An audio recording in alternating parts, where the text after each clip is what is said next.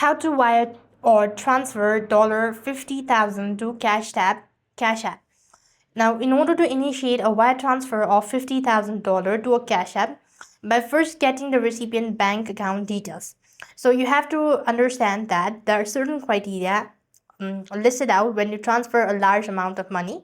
So you have to make sure that you're above 18 years old and that you've also verified your account.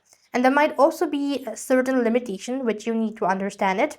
And likewise, for the recipient's details, you'll require a bank name detail that include name, address, and then banking name, routing account number, and then the contacting your own bank to send a wire transfer, as the Cash App itself does not accept wire transfer directly.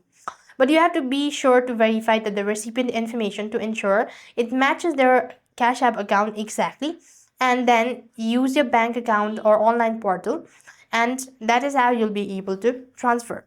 Likewise, this procedure is going to be quite complicated, so it's always better to contact a support team, and they will be able to assist you throughout that. But you have to make sure to understand that the recipient will need to provide the bank account details, including their full name, all that.